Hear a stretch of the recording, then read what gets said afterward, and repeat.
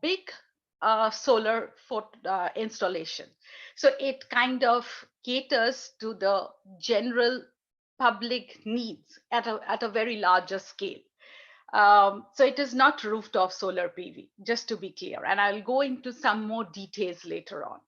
Uh, so utility scale power plants, an assessment of solar photovoltaic development in the state of Arizona. Topic 2 is dual use of agricultural land, agrivoltaics in the Phoenix metropolitan statistical area. And number 3, understanding the relationship between different demographic factors and residential rooftop photovoltaic development for some of the cities in the southwestern US. So let me start with first, before I get into topic 1, let me show where Arizona is. So Arizona is one of the um, southwestern states. As you can see, it's just situated next to California. And this is, I don't know how many, I think all of you are familiar with the Grand Canyon. So Grand Canyon is situated here, right on the northern part of Arizona. It's one of the most beautiful places on earth. And it's very intriguing, very interesting, and I've been very fortunate enough to go to Grand Canyon. So it's one of my favorite places. And Arizona, as you know, is known as the land of the sun. So it has a lot of solar potential. Now, coming to Arizona's energy mix, only 9% of its total energy production comes from renewable energy. Most of it still now comes from coal, which makes 38%, natural gas, which is 24%, and nuclear, which is 29%. So, and Arizona is growing very fast. The population is projected to increase 40 to 80% by 2050. And the annual electricity demand is going to grow by an additional 30 to 60 terawatt hours. So the bottom line here is there is a growing population, there's a growing demand and for energy, and especially in times of climate change, there's a need for cleaner energy. So having said that, let's highlight some of the vulnerability of Arizona's current electricity production.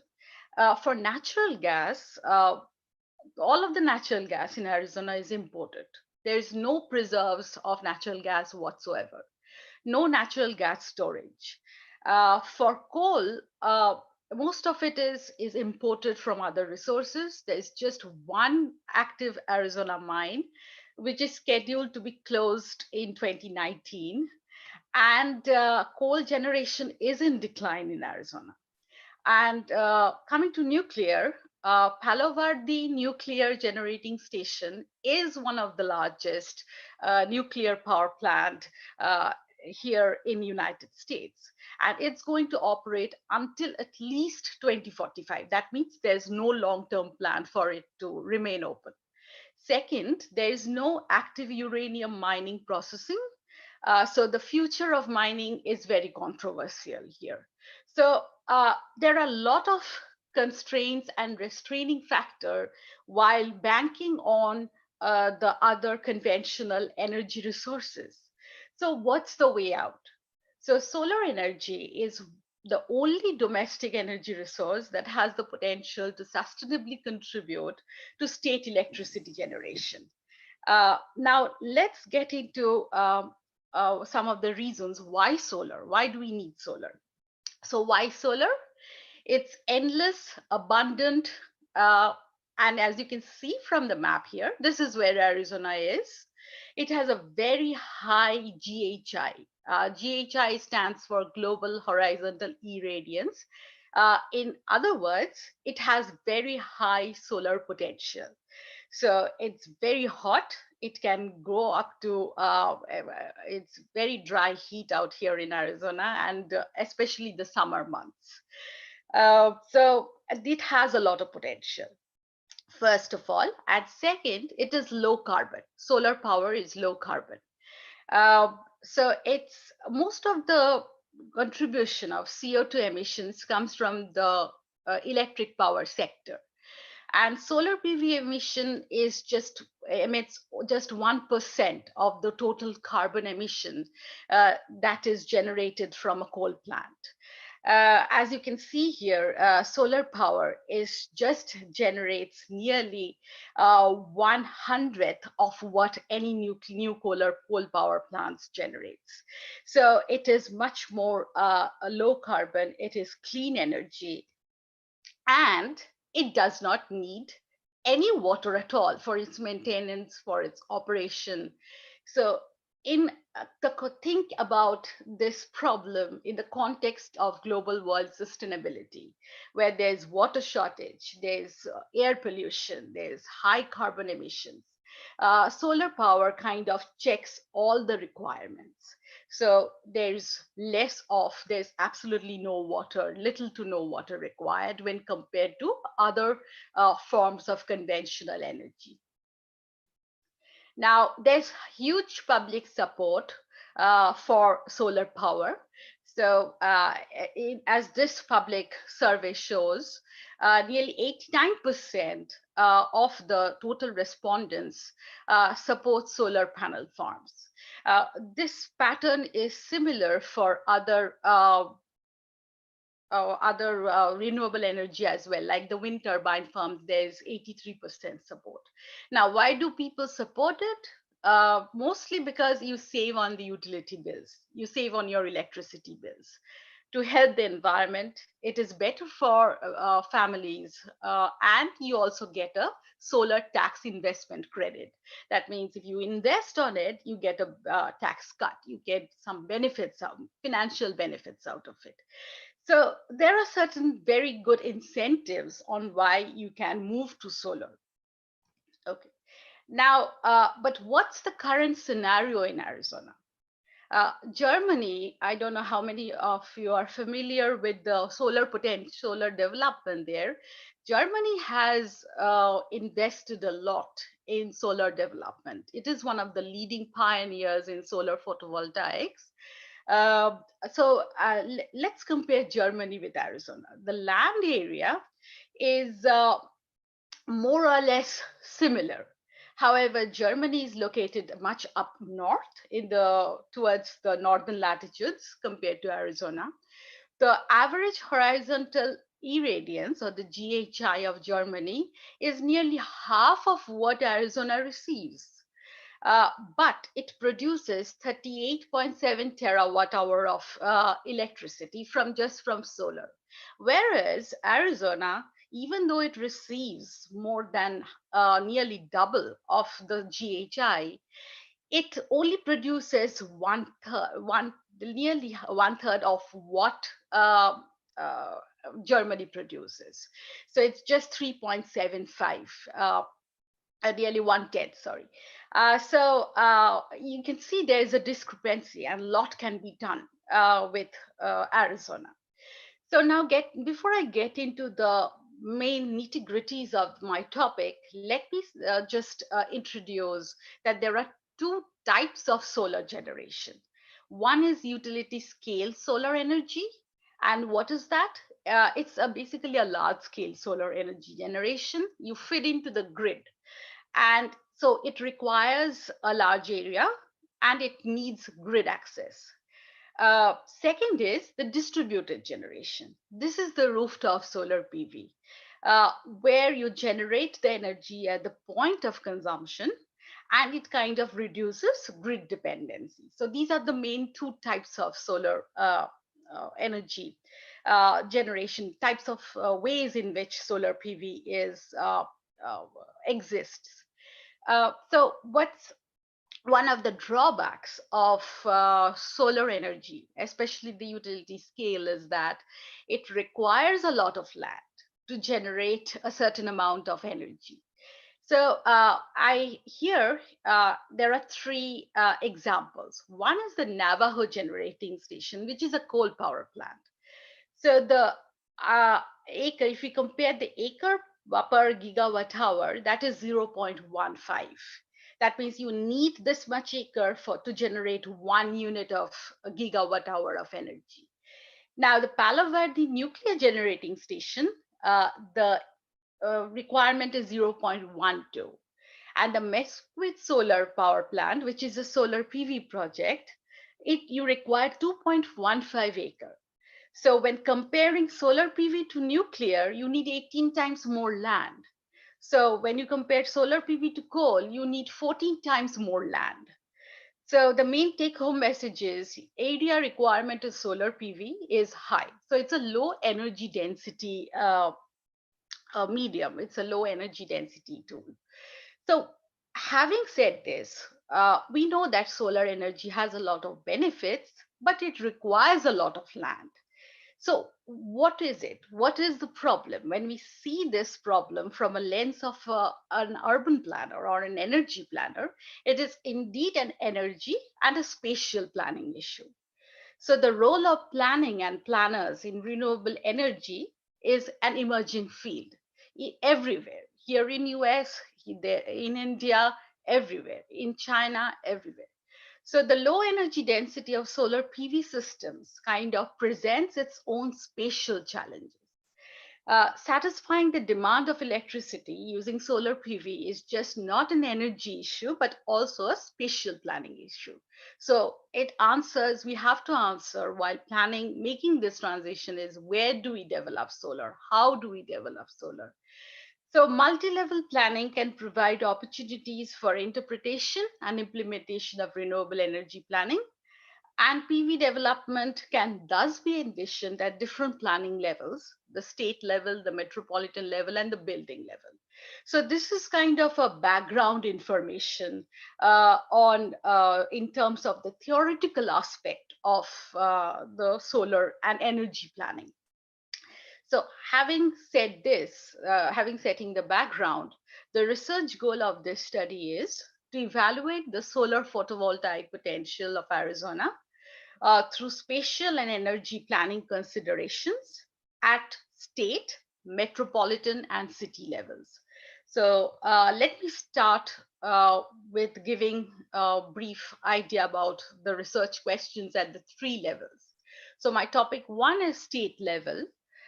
Here I ask how much land is suitable for solar PV development in Arizona? Where is it located and how would future land cover change affect that availability of suitable land? Second is at the metropolitan level, how can rapidly urbanizing Phoenix metropolitan statistical area and Phoenix, I'll get into where it is. It's a very growing, rapidly growing city in Arizona, and it is situated in the center of Arizona. So I'll show you where it is, and we'll talk more about it. Meet its growing energy requirement, and the third is city level. Is there a consistent spatial pattern based on demographic factors and rooftop PV development in some of the selected southwestern US cities? Now, getting into topic one, I won't repeat the question. We already know what it is. So it's a state level analysis. So this study focuses on the suitability of solar farms. Where can solar farms be developed?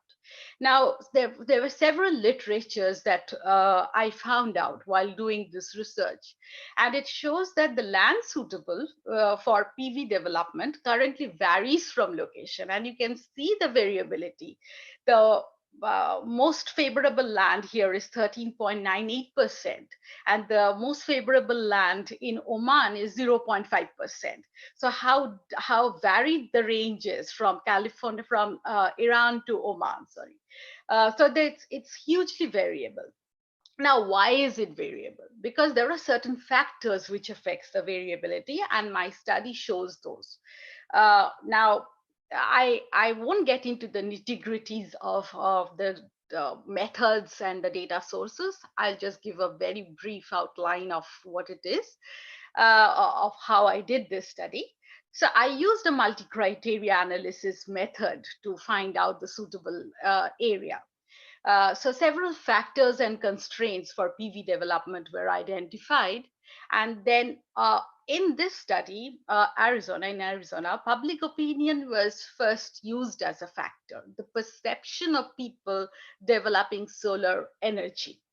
The constrained area, that means area where you cannot develop any solar photovoltaic plant, was given a score of 0. That means the lowest score possible, and it was considered unsuitable for PV development. And all the factors were scored on a scale of 0 to 3, 0 being the least favorable and 3 being the most favorable. Now, I used different tools in ArcGIS in S3's ArcGIS to do this. Let's not get into it right now. I identified 6 different levels of land suitability, which were excellent, very good, good, average, below average, and poor. There were several decision-making scenarios which were compared and analyzed. So where in one of the scenarios, one set of scenarios from 1 to 4A, public opinion factors were included. And in scenarios 1 to 4B, public opinion factors were not included. And that kind of varied the result. Now, these are some of the data sources for the constrained areas, and these are the data sources for the factor areas. Now, let me just highlight what factors I took. So under the criteria, topography, the slope and aspect of land were taken. Under location, distance from... Can you see show the previous slide? Yes. So these are the data sources for the constraints of the solar PV development. So these are the constraints, and these are the data sources from where the constraints were, where I received the constraint layers from. This is just nothing but a table of all the data sources that I gathered from. So should I move on, Abhirati, to the next slide? Yes. Okay.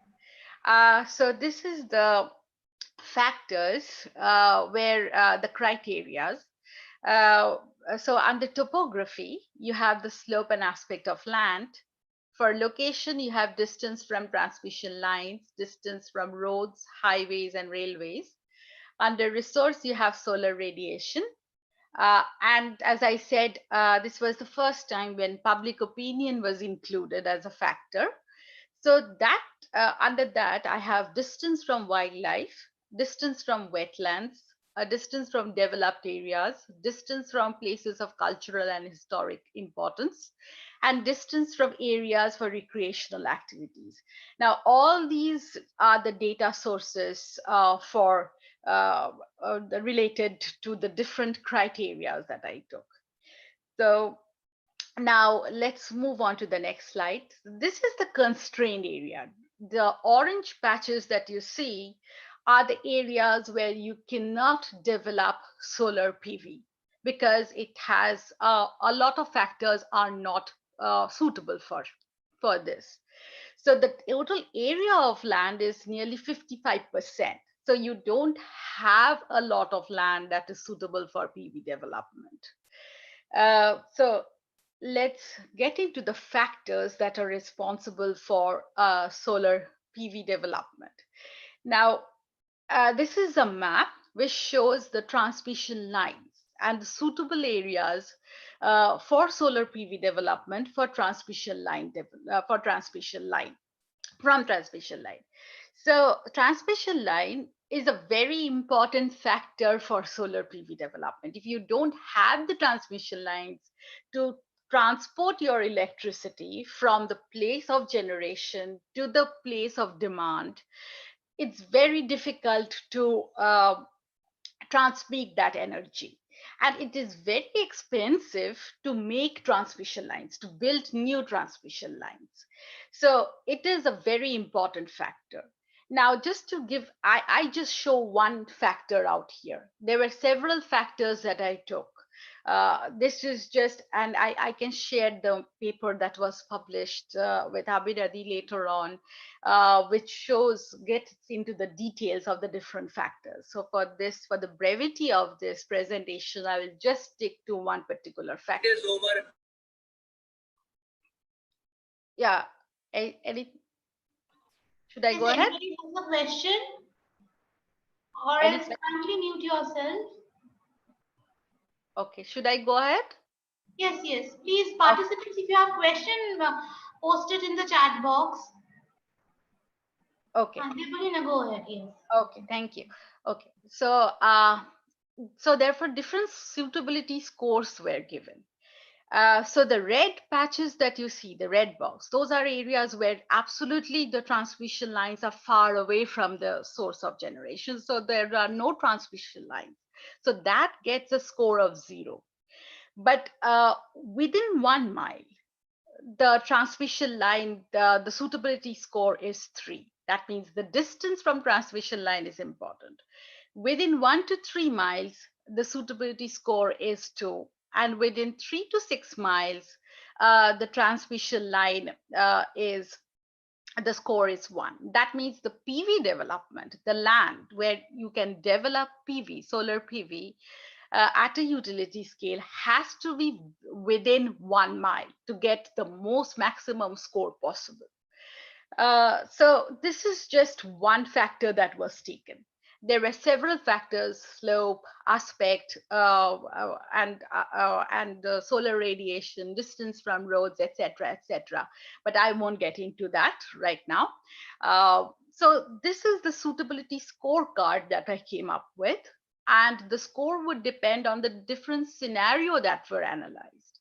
The weights would kind of differ from the different scenarios based on the different scenarios. So there were 8 different scenarios, and within that, 4 of them we included public opinion, and 4 of them did not include public opinion. Now, finally, coming to the results, you can see 2 different maps. One for scenario 1A, where public opinion was included, and one for scenario 1B, where public opinion was not included. So for scenario 1A, only 0.3% of the land is excellently suitable for solar PV development. Whereas in scenario 1B, only 1.8% of the land is excellently suitable for solar PV development. So the take home message here is, whatever the scenario is, not much land is excellently suitable for solar PV development. So there is an urgency to use that land uh, uh, for solar PV development. So you don't have much land. We can apparently it looks like there's a lot of land, but there's not much of land that is that where you can develop solar PV. So that's one need that's one important observation that came out from my research. Now there are different types of technology or different types of solar panels. So the solar efficiency, or the amount of electricity that can be generated from a solar panel, kind of depends on what type of solar PV is installed on the solar farm. So one example is the Mesquite Solar 1, which is a utility solar PV located in the Maricopa County, which is in Arizona, uses multicrystalline solar panels, and it has an efficiency of 20.3%. Whereas another solar plant, which is the Aqua Caliente solar project, that is in a different area, but also in Arizona, uses thin film technology, which has an efficiency of 16.8%. So the electricity generated varies considerably on the efficiency of the solar panels. Now, since energy, this entire research was based on the spatial planning problem. We know that we need a lot of land to develop solar energy, at least at the utility scale. But what about in the future? Because there's going to be rapid urban growth, and our Arizona is one of the leading states where there's rapid urban growth, because the important cities there are rapidly growing. So one example, as you can see here, I take two examples of excellent land and very good land. So these are the two different criteria, categories of land where PV can be developed. You can see there's a rapid decline of excellent land everywhere, and this is based on the land cover modeling data. So between 2011 to 2060, there will be a 94% reduction of excellent land. So there won't be much land available for solar PV development in the future with the way the rapid urbanization is taking place. So it's a pressing concern. So this study concludes that not much land is available, not much good and excellent land is available for PV development. And most of this land is privately owned. And we know that when it is privately owned, and the real estate developers kind of have a tendency to sell those lands instead of keeping it or preserving it for solar PV development. So it's a pressing concern. And that land is kind of going to diminish rapidly with rapid urban development. So we need solar PV, but we see that there is rapid urbanization and land is going to decrease. So what do we do? So this brings us to topic 2, which is at the metropolitan level. How can the rapidly urbanizing Phoenix metropolitan statistical area, and I'll show you where Phoenix is, meet its growing energy requirement using solar PV? So this is Phoenix. This is the Phoenix city that I was talking about. It is one of the growing cities, fastest growing cities in Arizona. And here in US, cities are often located in counties. Now, this is the metropolitan statistical area. This is the boundary that I was talking about. And it has two counties. One is the Maricopa County and one is the Pinal County. Now, in 1975, this was Phoenix. 2001, you see, it has grown very rapidly. In 2011, again, it's a massive city right now. So these green areas that you see are all agricultural land. And this city has been growing at the expense of this agricultural land. So there has been a nearly 109.1% increase in population. You can imagine how rapidly it has been growing. So the total electricity requirement has also increased between 50 to 95%.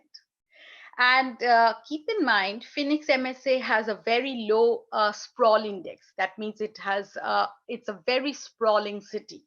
It is not very compact. It is very horizontal, and it is not very sustainable in terms of its urban form. Now, why do we need agrivoltaic? It is a multi-purpose planning option for any area where there's rapid development, where you don't have much large scale land available for utility scale solar development. It is a dual use of land, and it reduces land commitment for solar PV. It helps to meet the growing demand for carbon free electricity. It preserves and protects agricultural land.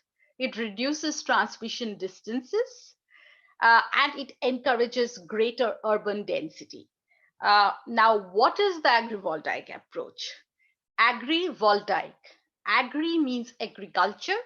Voltaic comes from photovoltaic. So it's kind of a marriage between the two concepts. And as you can see here, these are the solar panels, and it can be developed on the croplands itself. So you can cultivate your crops, and you can produce clean energy from the solar panels and it kind of gives a shading effect to the crops as well. So this idea was first proposed in 1982 by two German scientists, And it allows agricultural fields for the development of solar PV modules atop of a farmland, and it's adequate for continued accessibility. And as you can see the tractors moving. Uh, and depending on the level of shade, the crop productivity kind of increases. In fact, one of the groups in France, they did this the study and found out that the leaf size of a cabbage, of a lettuce plant kind of increases. That means the productivity of the crops kind of increases because of the shading effects of the uh, solar panels. Now, as I said, this is Phoenix from an aerial view, and you can see the urban form here is very spread out. It's not compact, it's not very dense. So it's a sprawling metropolitan area, and it has a lot of environmental and health concerns. Uh, and due to rapid degradation of cultivable lands, there's the native biodiversity is kind of getting hampered. So that has resulted to degradation of urban air quality and increase in urban heat island effect. Arizona is in fact the fastest warming state in the whole of US. So there are a lot of negative health effects as well. And the conversion of agricultural land to urban land leads to higher warming effects compared to other types of land use and land cover changes. So having this, keeping this background in mind, the question is, why preserve agricultural land? So the cities like Phoenix and Tucson, Tucson is a southern city as well in Arizona. It receives nearly more than 80% of its agricultural products from surrounding cultivable lands, from surrounding agricultural lands. Cities, all the surrounding major cities like Los Angeles, San Diego, in Las Vegas, uh, receive their food from these agricultural lands. About 85% of the farmers who were surveyed because of this concept of this research, they said that farming is a lifestyle for them. They don't want to get rid of the agricultural lands. They want to preserve that land. So how do we do it? Uh, that may be agrivoltaics may be one of the answers. This is again a method and data sources slide. I won't get into the very nitty gritty, very details of it, of how it was done, how this paper was done. I can share this paper later on with the Abiradi, and she can share with you if you're interested. These are some of the data sources. One major take-home message while I was doing this research was to get any energy-related data was a bit of a challenging because it's a very new and emerging field, both everywhere. So acquiring some of the data sets has been a bit difficult compared to other forms of research, but it has been an interesting journey as well. Now, let's get into the results. So this map here shows where cultivated land has decreased. Now, there are different types of ownership of land.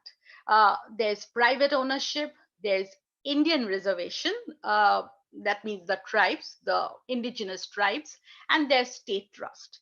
One important factor that you will notice here is most of the cultivated lands have actually decreased in the under private land ownership, because most of it has been sold to real estate developers where they have developed those lands for making multiplexes, buildings, houses, etc., etc.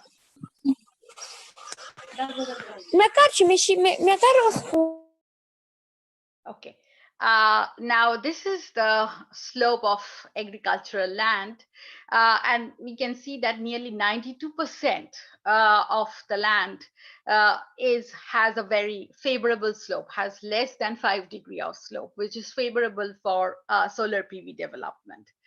The solar radiation is, as I showed you first, that Arizona is the land of the sun. So there's not much variation in solar radiation. all of the areas receive more or less a very high solar mean radiation. So nearly 97.3% of the land falls within plus minus 2% of that mean value. And the energy generated by agrivoltaic systems. Uh, Now, let me show you the different types of patterns of energy, of solar PV installation. Now, there are two ways, mainly the half density panel distribution and the quarter density panel distribution. For the half density, you will see that the solar panels are located in straight lines. There is no gap. In the quarter density, you will see that there's gaps between the solar panels. So that these two conditions were taken for the study.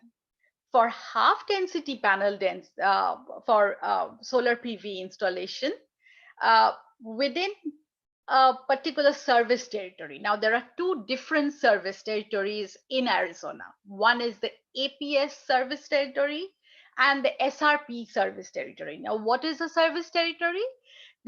These are APS and SRP are public utility companies, which basically provides utility electricity to your houses.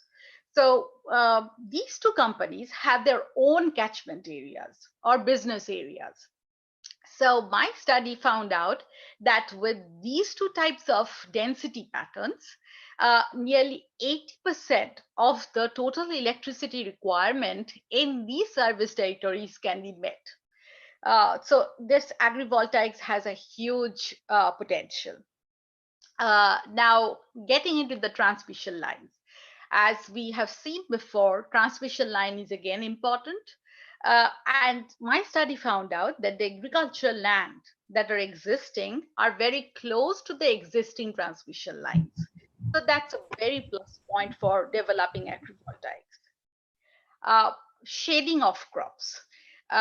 Now, again, for the half density panel distribution, where you don't have the gaps, nearly 60% of the direct sunlight is received by the land. Whereas for quarter density, 80% of the direct sunlight is received. Now, this shading of crops is in fact a very important factor for the productivity of the crops. Now, my study just touches upon this factor. A lot of groups have been working on crop productivity based on the shading of the solar panels. This in itself is a different research topic, can be a research topic on its own right. Now, getting into the energy used by crop types. So this map shows the different types of crops that are growing in that cultivated land. And alfalfa is one of the main crop that grows besides cotton, wheat, and barley. So the certain amount of energy is required to maintain that, to grow that crop. So the alfalfa requires 2.2 megawatt hour per acre of energy, while cotton requires 4.1 megawatt hour per acre of energy. So my study found out that if agrivoltaic can be developed, it can generate nearly 600 megawatt hour per acre per year with half panel density panel distribution. And this energy use for crop production that you see here is less than 1% of the total energy that can be generated using agrivoltaic systems. So the message here is if you develop agrivoltaics, you can actually use the energy that is generated to cultivate these crops. You don't need additional energy from the outside sources. Now, getting into the economic benefits of the agrivoltaic systems. Most of the farmers, what happens here in Arizona is they sell off their land. They find that there's no point cultivating the land. It is so difficult to maintain that land. Why not sell it off to the real estate developers for money? So my study assumes that if agrivoltaic system is developed on their farmland, they will have an incentive to keep that land instead of selling that land. And assuming that a third party or a utility company gives them 1 cent per kilowatt hour, uh, then a farmer can actually make an addition of $6,000 per acre in a year and $150,000 per acre over a 25-year period. So they have a lot of financial incentive just to keep that land. And my study also found out that the 50% of the agricultural land sales would actually be made up within 2 years of the agrivoltaic systems. So this map here shows the lands that those were sold off already, the parcels of land that were sold off. So the small agricultural lands that you see here, not just outside, not here surrounding the city, but as you move further away from the city, you can actually make up for the selling price of these land if you install an agrivoltaic system in less than 2 years. So this is a great and economic benefit to the farmers. This can be. But there can be several business models to develop this commercial incentive as well. Now, getting into some of the conclusions. I won't read all of them, just to go through them, just to highlight a few. The main purpose is to reduce land commitment. That's the main purpose. So we see that agriculture, solar PV requires a lot of land, but how can we reduce that land commitment? So that's what agrivoltaics does. You can do crops, you can grow crops, you can keep your agricultural land, but you can also generate cleaner electricity. Now, is there a global application for this kind of research? Yes. This paper is still under development, and I'm yet to publish it. But this shows different agricultural lands in in all international cities, in some of the growing international cities. So it has a lot of potential. This concept has a lot of potential. Now, let's get into the third topic, which is the city level. Is there a consistent spatial pattern based on demographic factors and rooftop PV development for cities in southwestern US? Now, why rooftop PV? There are certain advantages. It uses the existing building footprint instead of the additional land area. So if you don't have agricultural land, if there's not much suitable land left, why not develop solar rooftop PV? So the fact that rooftop solar does not take any additional space, does not take hookup or transmission lines, does not take any additional buffering or load following beyond what the local grid already has, rooftop solar PV is the way to go. It's definitely a very good answer to this growing energy demand. Now, U.S. Department of Energy has an initiative where they kind of came up with solar PV development in some of the southwestern U.S. cities. Now, Tucson, as I mentioned before, this is where Tucson is. It's the southernmost city, very close to the Mexico border, and this is where Phoenix is. So it's nearly 2 hours, 2.5 hours of driving from Phoenix to Tucson, nearly roughly. And it is very hot. It has a lot of solar potential. To develop solar energy development plan and to increase the number of solar PV installations in the city. Getting into the background and literature review, we see that my study found out there's not much of a suitable land left for in future. That's what the projection shows. There's not much of an agricultural land left either, because cities like San Diego and Tucson have less than 1% of their agricultural land. So we cannot develop utility scale, we cannot develop agrivoltaics. What's the solution? Rooftop installations. And now I was involved in a part of study where I found out for nearly 3,000 rooftops the solar potential. So each rooftops were digitized by one of my colleagues, and I was involved in a project where I found out the solar potential for each of these rooftops. It was a very interesting study. So this kind of gave me an idea that how is demographic characteristics like income, education, age, educational attainment, how can all this factor the technical potential or rooftop PV solar installation? Is there a relationship at all? Uh, so these are the southwestern states, US states that I was talking about. And as you can see, it has a very high solar radiation. Now, it has been found that there has been an interesting study by Sigreen and Mooney, which found that nearly 70% of residential electricity consumption in the US can be met if rooftop PV installations are done. And one interesting fact that they found out is the high income group people, they can actually support, they have suitable buildings, 29.4 million suitable buildings in that income group. So a lot of energy can be generated from that.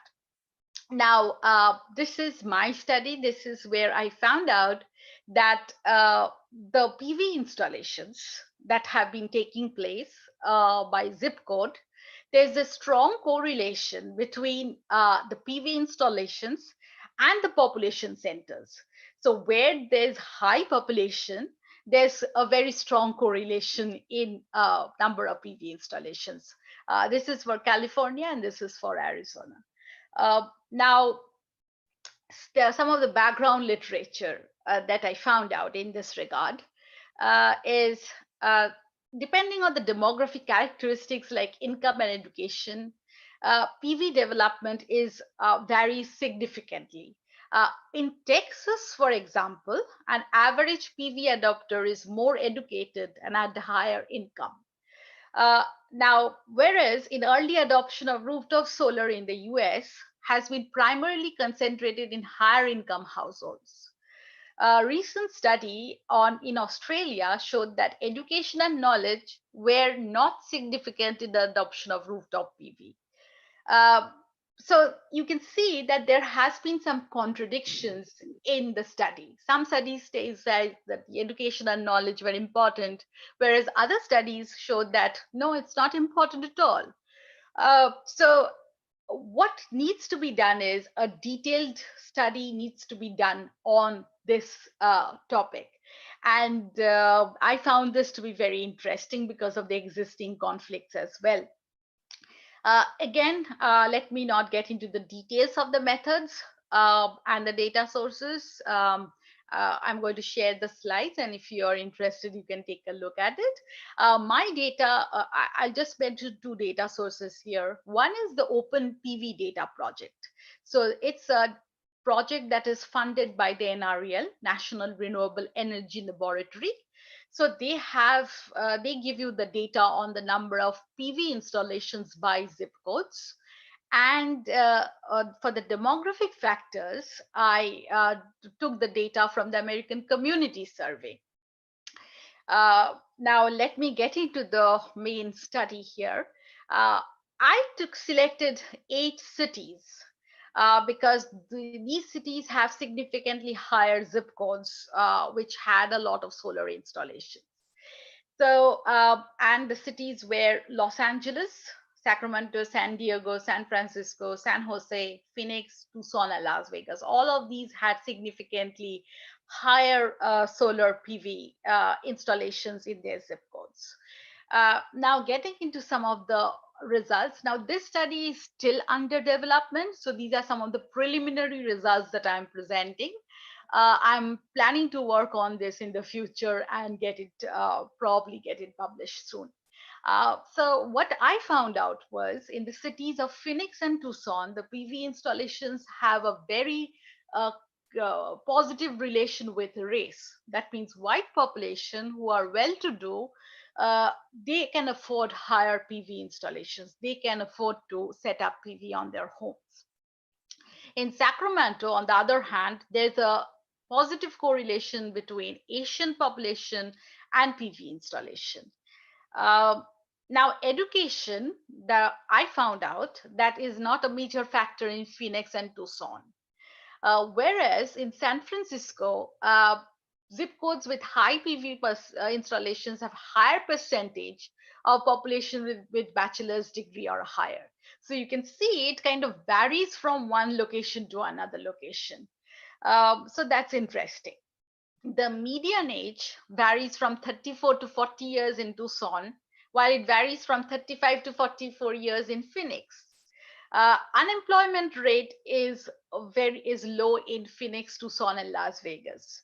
So if people who are employed, people who make up a certain amount of money, can actually afford solar PV on their homes. Uh, by the top 5 zip codes in the major 5 cities of California have widely varying demographic characteristics. Like San Jose, San Diego, San Francisco have much higher percentage of population with bachelor's degree compared to Sacramento and Los Angeles. Percentage of Asian population is again much higher in the top zip codes of San Jose, San Diego, San Francisco, and Sacramento. Now, all these cities that I'm talking about, I don't know whether you're familiar with the Bay Area. It has a technical hub. So those are the areas where you have Google, you have Facebook, and every other companies are situated in those areas. So those are research and technical hub. So it makes sense that they will go for PV development. Now, household income and owner-occupied housing shows the strongest correlation in most cities. Median age has a positive correlation with PV installation in major cities except for Las Vegas and San Francisco. Education tend to have a positive correlation with PV installation, again, except for Las Vegas and San Francisco. And we need to point, my research is again looking into why this is not the case in Las Vegas and San Francisco, and I'm still yet to find out an answer for that. So coming into the conclusions, we found out that household income and owner-occupied housing, where a person owns a house rather than renting an apartment, has the strongest correlation. In Phoenix and Tucson, zip codes with higher PV installations have a dominant white population. San Jose, San Diego, San Francisco have a high percentage of population with bachelor's degree. So education is an important factor here. And median age has a positive correlation with PV installation in major cities. Education is again a very important factor in all the cities except for Las Vegas and San Francisco. And the relationship, the most important take home message here is the relationship between demographic factors and PV installation varies significantly from one city to another. So that's what my research found out. And more research needs to be done to support this fact.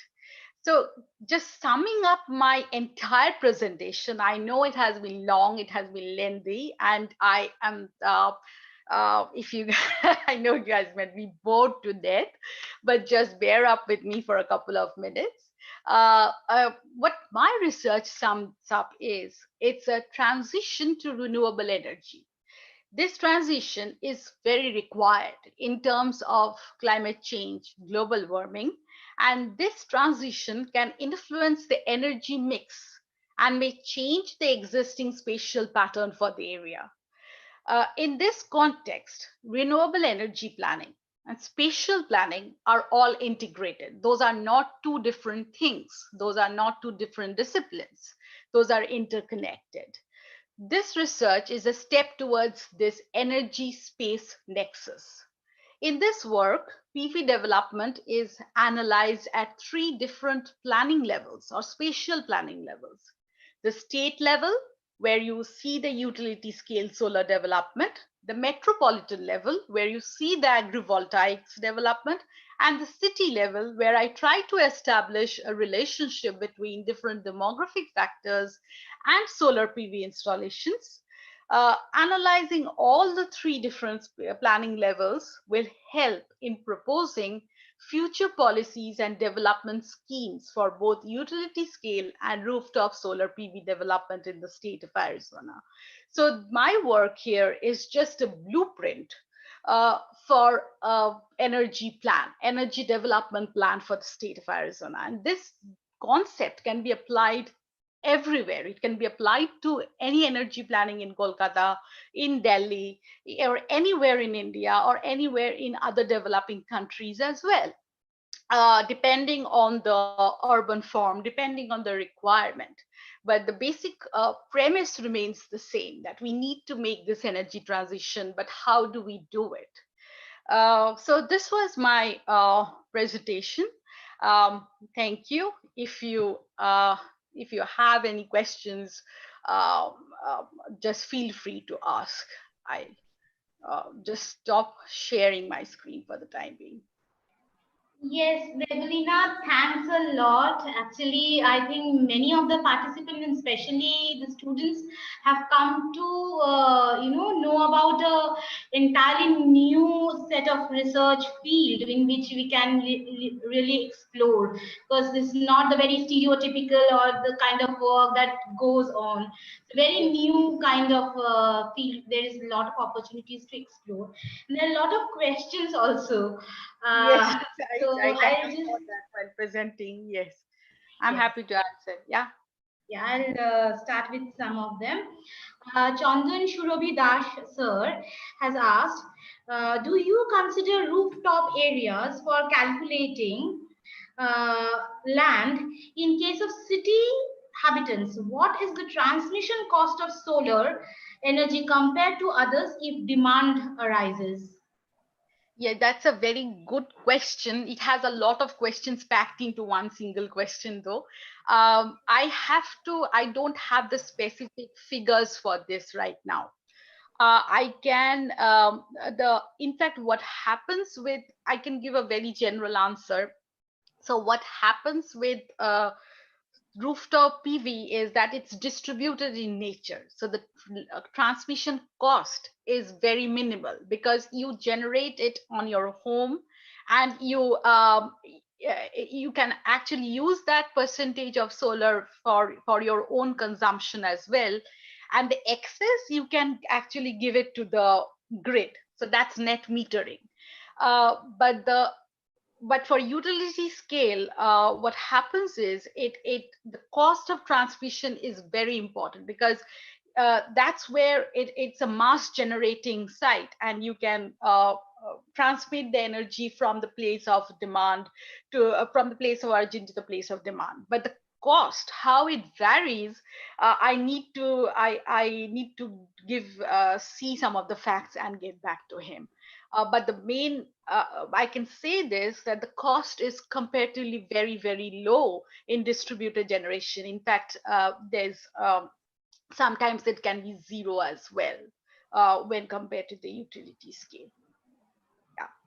Okay, I don't know whether another. I answered his question, but that's the generic concept.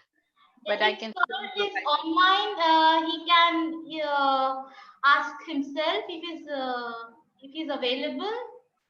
You can unmute yourself, sir, and you can ask the question.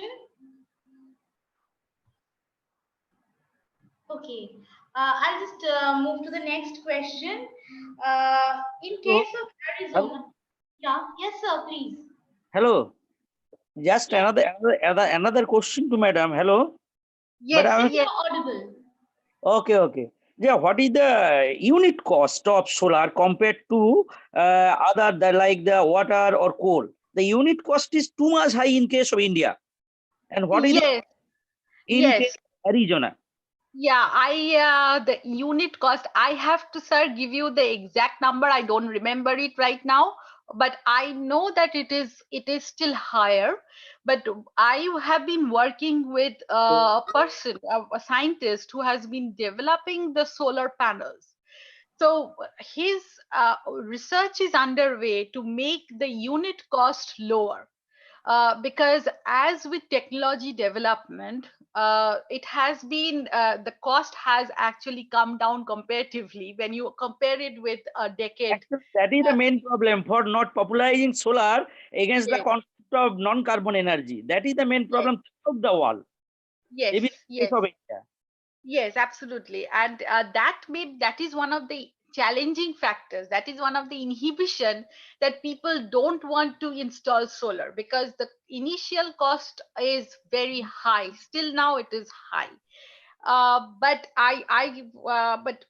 this is the general idea. But I can give you the facts, comparative chart. I don't remember it off the head. I don't want to give you wrong numbers. Okay, okay. But yes, you have correctly pointed out.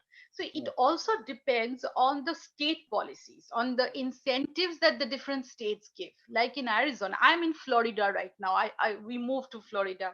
Florida doesn't have a much of state incentives till now to develop solar. So I don't see a lot of rooftop solar out here.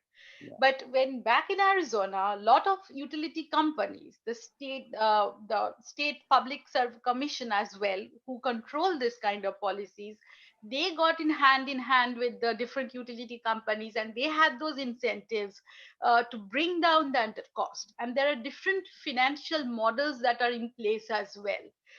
Which kind you can rent your roof to a third party, so you don't need to buy that solar, they can just install it on your rooftop. So but you can use that electricity and you can feed into to the grid as well. So there are different business models that are in place. So that's in fact a very important research field in itself. Right. Thank you, madam. This is very a new idea, and the research is very much related to the present warming situation of the global climate change. Right, So, right. thanks again for your research in a new and emerging area. Okay, thank Yes, you, thank you, thank madam. you.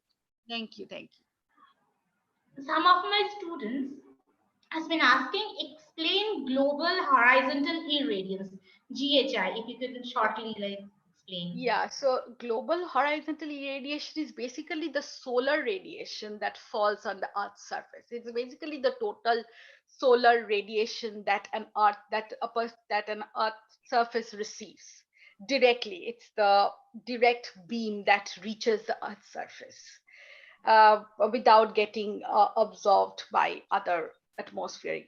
It's the amount of total solar energy that actually touches the Earth's surface. So that's global horizontal irradiation.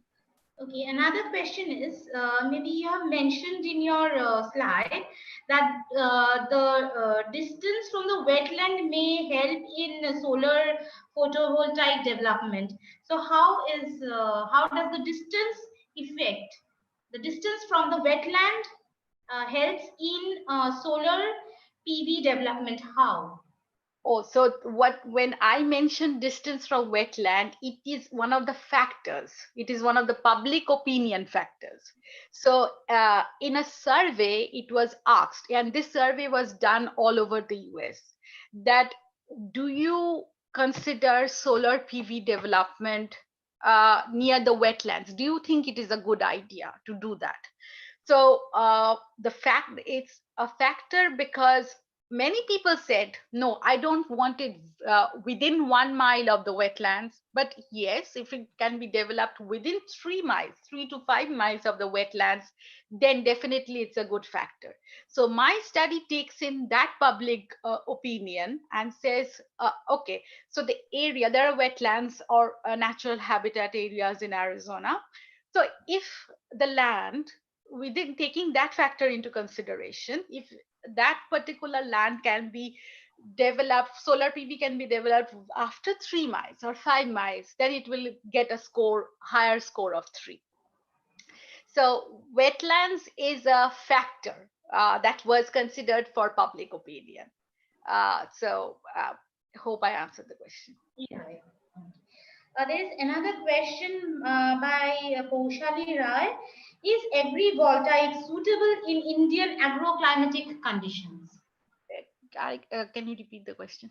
Is agrivoltaic suitable in Indian agroclimatic conditions?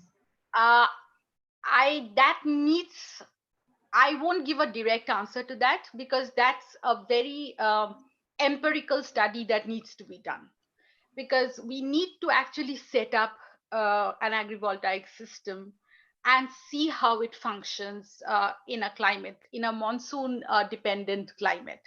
But India too has different geographic regions. For example, Kolkata will respond differently, or farmlands in West Bengal will respond differently to farmlands in Rajasthan or Madhya Pradesh or in Kerala. So, but I have no direct answer for that, but I can definitely say that there have been international um, projects that have done this kind of agrivoltaic development. It has been done in Japan, it has been done in China, it has been done in Europe, France, Germany. So, and those are very different geographically in terms of climate and weather conditions as well. So probably that's an interesting collaborative work that can be done with India to find out whether that can be Yeah. done. Yes. From YouTube, we have a question. For this type of study in India, what are the required data, and are they free of cost or needs payment? I am not very familiar with the details about the data in India because my entire work was based on here in US.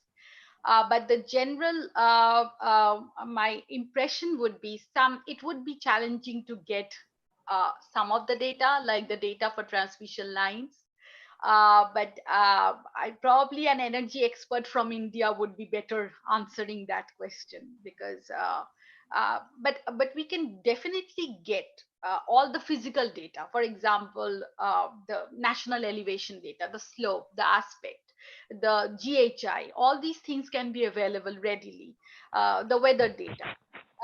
But the other part of it, like I don't know whether there has been a study that has been done for the public survey, like if you want to include public opinion, maybe those kind of data, the distance from transmission lines, whether there are existing GIS layers for transmission lines, those kind of data probably needs to be looked at.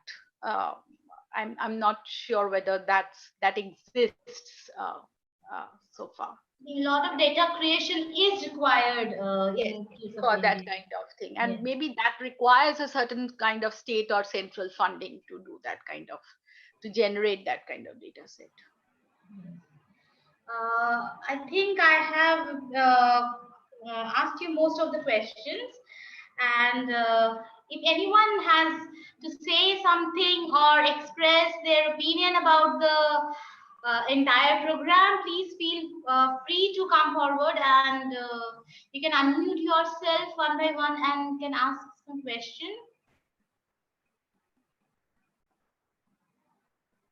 Is anybody ready to share your opinion regarding the entire webinar? It will be really nice. Okay, I think people are feeling shy. So I would. Okay, I just want to ask one thing. Hello. Yes, you're audible, Shatabdi. Please go ahead. Okay, I just want to ask one thing, that the speaker mentioned that there are some factors which are not suitable for establishing the solar planning in an area. So, can you please explain or in a detailed way that which are the factors, major factors, which are not suitable for establishing the solar planning in an area? Yes. Thank you, Shatabdi, for the question. So there are several factors, like for example, slope. If a slope of a land is greater than 5 degree, for example, that land is not suitable for the, at least the study, that literature review points out that that land is not suitable for solar PV development. Like for example, I showed you the picture of Grand Canyon. Like if you want to build a solar PV panel on the slope of Grand Canyon, naturally it's not suitable. Second is where there is GHI is also an important factor, the total solar radiation that is received. Uh, Generally, areas with high GHI, have a better favorability factor. That's one thing. Areas, for example, where you have natural habitats, forested lands, those are not suitable for, those are anyways, you cannot develop large scale utility scale because you cannot clean up the forest.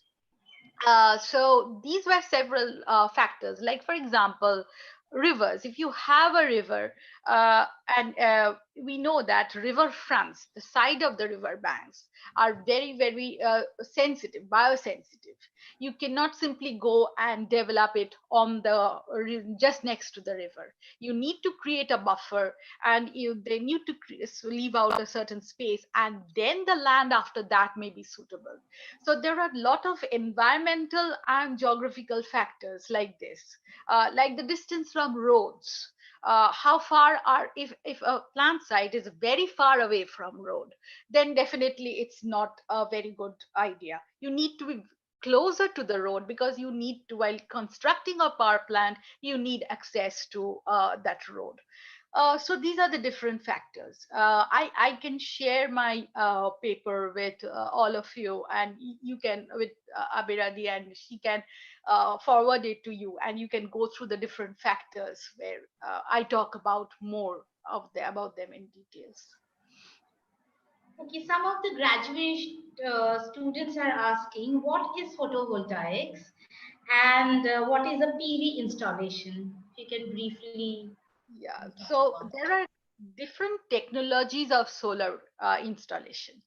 So one is photovoltaics. So photovoltaics is generally the cell-based solar electricity generation. I'm not an engineer by profession, so I won't cannot give you the exact engineering definition of it.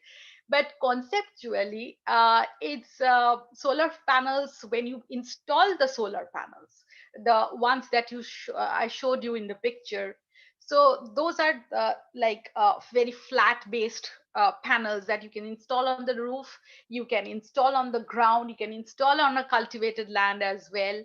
So that's solar photovoltaics. That's one type of solar energy generation method.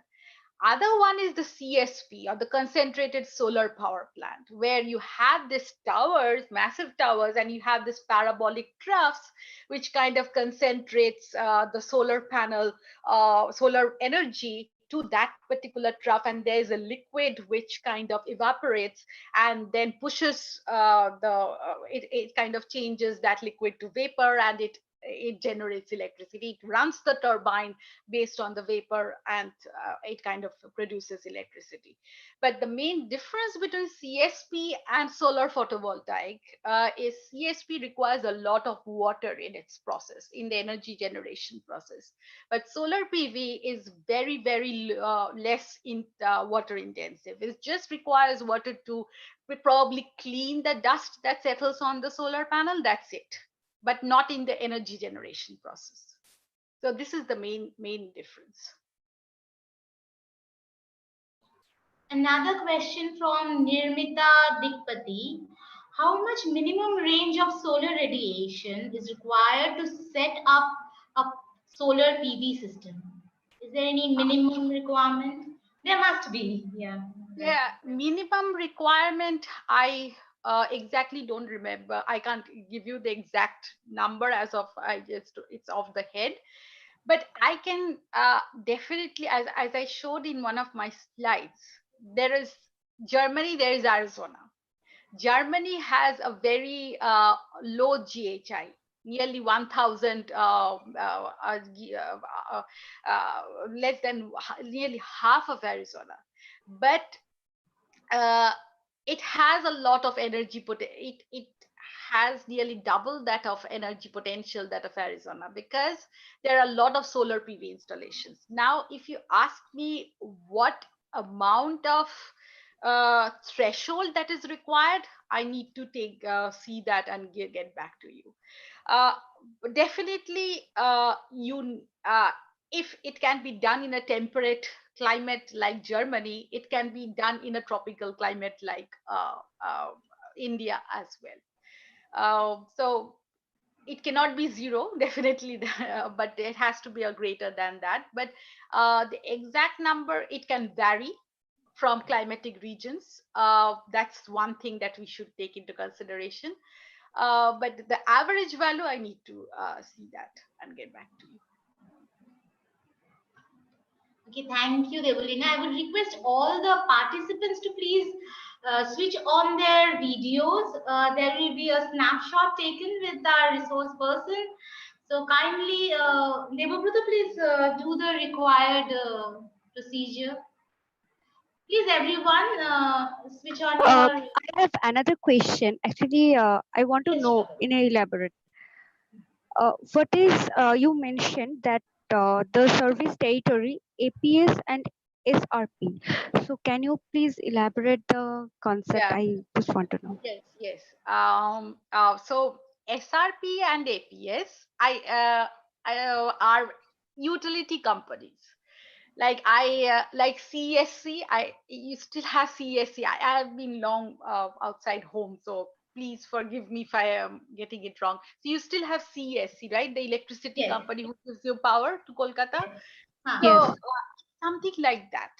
But there are two utility companies in Arizona, especially in the Phoenix metro area. So one is the APS, the Arizona Public Service, and the one is the SRP, the Salt River Project. So these are two utility companies which kind of are the duopolies in Arizona, and they produce generate electricity and they distribute it at the residential, at the commercial level. So they have their own business area. So beyond that, that's their APS territory, and beyond that, that's the SRP territory. Beyond that, there are very small other territories, but those are very non-existent. These are the two main major utility companies out there. So by service territory, I mean the catchment area or of their service, the territory to where they serve. So there are two different, those are the two major service territories. And Okay. the agricultural lands kind of falls in or mostly in those two service territories.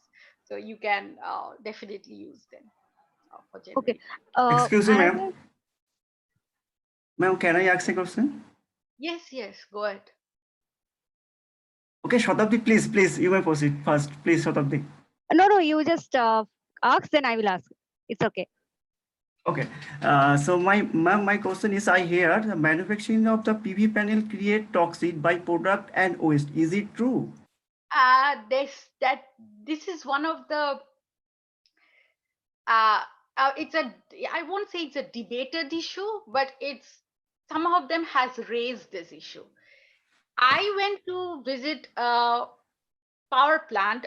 It's a research lab where one of the researchers, actually he's the head of that research lab, where he tests those solar panels before it is sent out to companies. So I asked the same question to him. So he said that if you burn a couch, if you just lit a match and if you burn a couch, the amount of CO2 that is generated, it's nearly 10 times higher than the one that is involved in the life cycle process of the solar panel generation.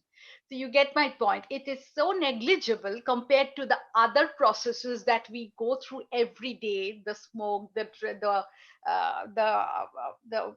buses, the smokes, the industry chimneys, etc. Which is, compared to that, it is very negligible. And with development of technology, with the creation of the cells that actually make the solar panels, with technological development, that toxic elements, that's what researchers are trying to do, to minimize the impact of CO2 emissions. But this is like comparing apples to oranges. I mean, it is absolutely tiny compared to the ones that we face here, with all the issues that we have. Thank you so much, ma'am. Yes, Shatabdi, please. Okay, I just want a suggestion that as India has rapid growing population and the urban areas are also expanding, so there's decrease in the agricultural land, and so how to develop the solar planning in areas in India? That's, As it's not. what you're asking is in fact a very good premise for a collaborative project that can be done with India. And I believe India is already taking a path towards cleaner energy. And I've read in some of the articles where the existing canals are covered by solar panels. So it's not Yeah. that nothing has started, but yes, more needs to be done. And since it's a developing country, we have a lot of energy requirement, which is undeniable. We need that energy for our development. But how to produce that clean energy is, in fact, and what are the different innovative ways? Because one model that may work here in US may not work In India. completely in India as well. We need to take into the cultural factors, the political factors, the economic factors as well. So, yes, agrivoltaic is a definitely worldwide application. It's not that it cannot be done, but how it can be applied is in fact a research question that needs to be pondered. And we can definitely work on this later on, but it's in fact a great opportunity to work on later on. Yeah. So you ask a very in fact set the background for a PhD question if you Thank you. So I think the question session is over. And as Devabrata had requested me, please everyone switch on your videos and we can take a snapshot. Meanwhile, I would like to thank everyone, all the participants who have, woke up, after their lunch and have joined us. And also, I would like to thank all the participants who are on YouTube in the previous sessions as well as in this session. And my organizing team, where Devabrata has played one very pivotal role, without whose help I would have been nowhere. I would like to thank Shantanu Mandal, Jayashree Karmakar, Moshumi Karmakar, Sanchita Banerjee, and Navamita Mukhopadhyay, who are my colleagues in the department. Definitely Professor Shamul Chatra and our principal sir, Professor Siddharth Gupta, and many of my other friends who have also indirectly or directly helped me in different ways in getting accustomed to this new normal. So thanks a lot, and please be assured that your feedback quiz form will be mailed to you within a week's time, and you can definitely revisit our YouTube channel where this live streaming has been put up, so that you can revisit, revise the lectures given by our speakers, and even search by yourself new terminologies that you have heard for the first time, and try out exploring facts. And yes, 40% is the cutoff marks. Maybe I'll be lenient as well. But yes, I want people to actually listen to the lectures very carefully, and hence I have put this thing, because most of us generally do log in and then go off and do other household activities. So I didn't want that to happen, so I made it sure that people should answer to the questions. There will be MCQ and short questions, one liners, which you have to fill up in the Google form that will be sent to you, and once I get it, you will get your e-certificate. So, Devobruto, is the snap taken? Yes, ma'am. Okay. Thank you, Debaleena. I think it's time for your breakfast. yes, I'm hungry. Yeah. Thanks a lot for waking up so early, and thanks to all the participants. Thank you so much. Yeah. So we can end the session. Yes. Go ahead. Thank you. Take Thank care. you. Bye. Stay safe, all of you. Thank you, ma'am. Thank you. Bye. Bye.